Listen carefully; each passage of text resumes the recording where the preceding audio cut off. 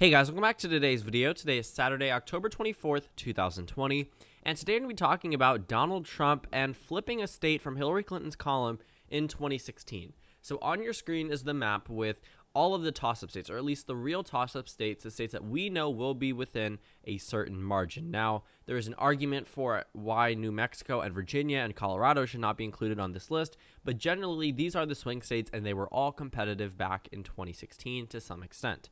Every single one of these states was won by a candidate by 10% or less. I think that actually the highest was in Iowa, which was 9.41%. But Donald Trump is going to have a very troubling time trying to flip a state from Hillary Clinton's column in 2016 that is widely expected to go to Joe Biden. At this point, 10 days before the election, or 11 days actually, 10 days until the election, we are looking at a map where Donald Trump is not going to be able to flip any of the states. And I mean that very literally. There is no conceivable pathway for him to flip a single Clinton state or district from 2016.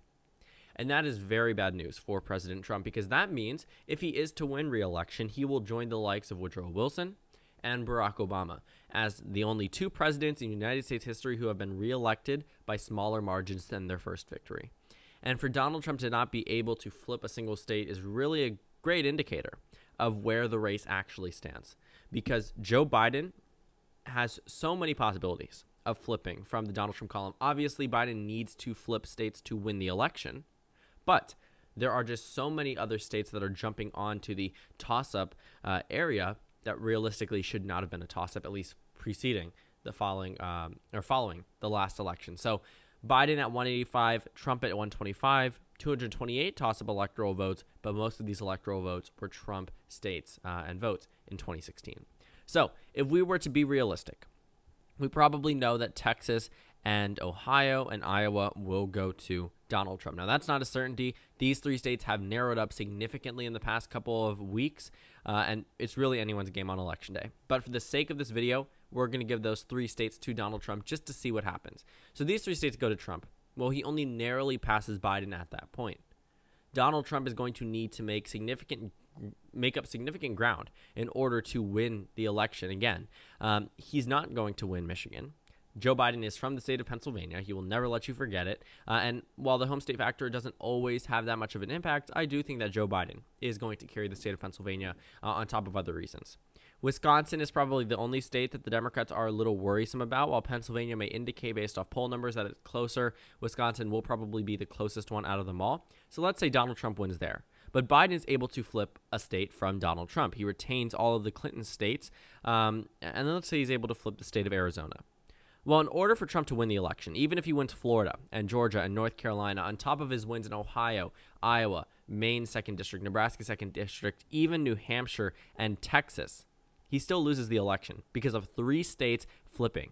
Donald Trump could have won this Clinton state, New Hampshire, and it would not have made a difference had Joe Biden just won three states. Now, it isn't too likely that Trump is able to flip the state of New Hampshire and Biden wins Michigan and Pennsylvania.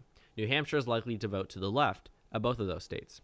However, there are very weird things happening this year, and that would be probably the most 2020 thing to happen on Election Day. But for Donald Trump, he would need to flip a Clinton state.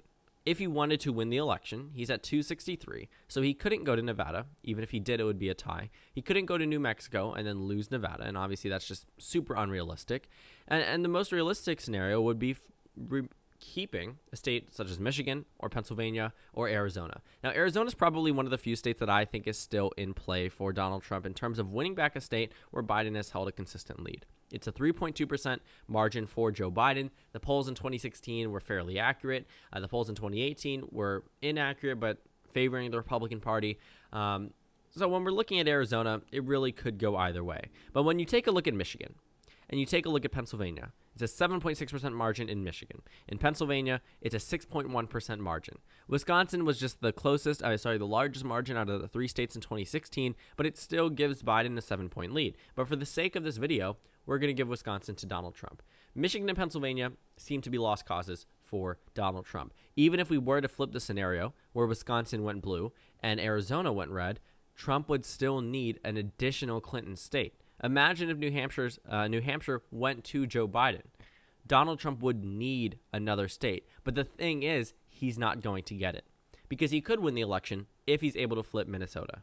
But there is no possible scenario where he wins the Rust Belt states. Even if I see Donald Trump winning the election through a state such as Wisconsin, for whatever reason, the Rust Belt voted for Donald Trump again, and the rest of the country would likely be shifted to the left, but wouldn't be enough to flip any of the other states except for Michigan and Pennsylvania. I don't know why Wisconsin would break from the two.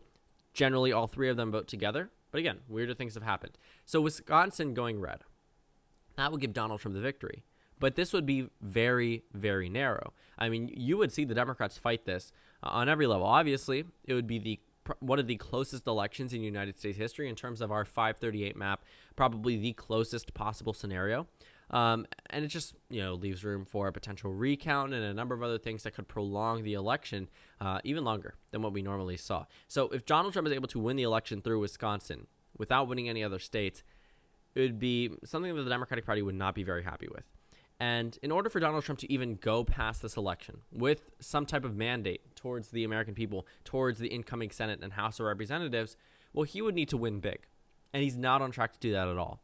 Even with the 13% chance that he has today at winning the election, his victories aren't exactly too solid. I mean, take a look at these: 290, 285, 275, 276. The highest end is 345, which is such an unrealistic scenario.